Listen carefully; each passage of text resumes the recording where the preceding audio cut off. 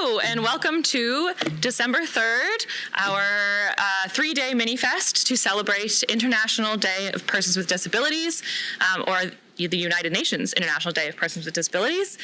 The Blue Notes Ability Arts and Film Festival is the person hosting it, or the group hosting it, and we are a festival that uplifts voices of folks with disabilities and gives them a platform to perform their art, as well as tries to make all art spaces fully accessible. Today, welcoming Killya. She will be performing an opening ceremony, a cultural opening.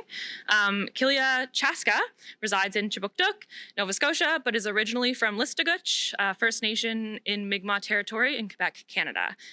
Proud of her Mi'kmaq and Quechua ancestry, she enthusiastically shares and expresses her culture through different artistic expressions as a poet and spoken word artist, and as a visual artist. Today, she'll be performing a spoken word piece for us. Along with her artistic expression, Killya enjoys work that contributes to youth and community development, indigenous relations, entrepreneurship, and education. Through her poetry, Killya often delves into the heart of social justice issues, but she also shares her journey through life and love as an indigenous woman. Please welcome Killya.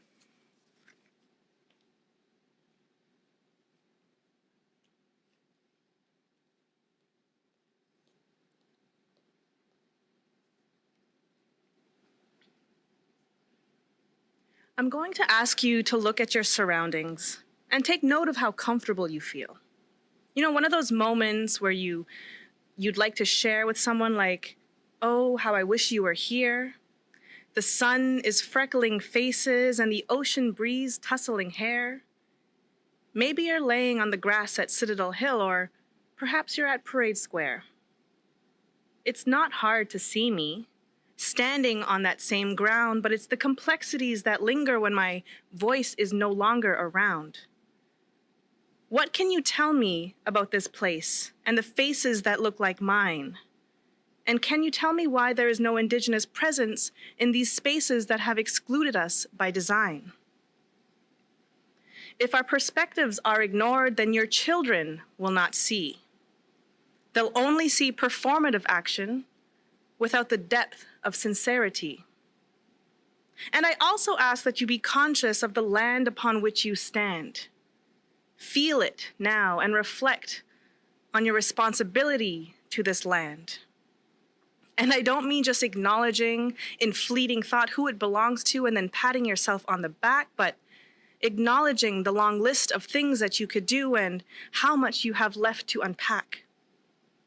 I also ask that you recognize that history is not only subjective, but history implies the past, and the real history is not taught unless you're taught to ask. They teach you about men whose names and statues litter every street, corner, and park. I've walked by them in day and dark over 100 times, their energy so displacing. But how many of you were ever taught about the Mi'kmaq hieroglyphs at the Bedford Basin? There are so many traces of my people embedded near and far. I see their faces in the birch bark. I read their stories in the stars. I can hear them singing in the waters. I get closer with every prayer, and I feel their embrace when the wind blows through my hair. These are my relatives, and they're always with me. I just wish that I could see their likeness more throughout the city. And perhaps you never realize, but maybe you can agree, that when I am out in public spaces, I don't see things that represent me. There are faces from all over and tourists from all places, but I feel more alike with the pigeons in these spaces, because I see no representation of the original people here, just tartans, tall ships, and sun-warmed beer. When visitors step onto Mi'kma'ki from lands of afar, I'm sure most of them don't even have a clue who we are.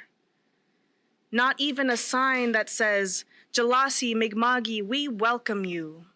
As I walk downtown, I can think of many actions overdue. But I guess drunken lampposts and bagpipes are cool too. But that is not who I am, and I wish that I could see myself too. Art in spaces can contribute to our sense of place if it reflects our presence and makes us feel like we belong. We're often welcome to dance or to pray or to acknowledge the territory upon which your event takes place, but just as quick as we take our subsequent breath, we are pushed to the side to make room for the dominant narrative instead of having our voices amplified. And in a time when the land is carved up by private property and buildings, place names, and infrastructure reinforce Western dominance for everyone to see, it's about making sure to create places that center indigeneity. It's about making sure that when my feet take me across this city, seeing a reflection of me is guaranteed. Because we shouldn't only exist in the confines of dusty museums and plastered behind plexi on gallery walls. There should be no cost of admission to take up space or hours of operation to feel welcome at all. We're not stagnant. We are living and breathing, and despite it all, we continue surviving. But I want to feel what it's like to be thriving. I want our existence to bring streetscapes and plazas and parks and buildings to life. I want our vibrancy to break blandness of brick and concrete, and our essence to be as essential as streetlights at night. So when you take a look at your surroundings, I hope that you can understand the importance of seeing not only our historical, but our contemporary presence on this land. Well, Alan, thank you.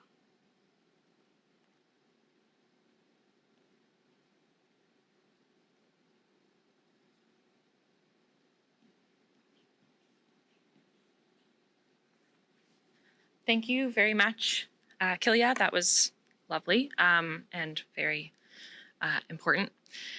Coming soon for BAAFF in 2022 and for the rest of this weekend, we will be hosting a comment section, or not a comment, a board on our website that will allow folks to kind of give us some feedback on what they would like to see as the best version of BAAFF. What we're doing this week is our theme for BAAFF, December 3rd to 5th, is building through community. And so we want the community to talk to us. We want you to tell us what we can do differently, what we can do better, what we are missing, what the best version of an accessible arts festival looks like to you.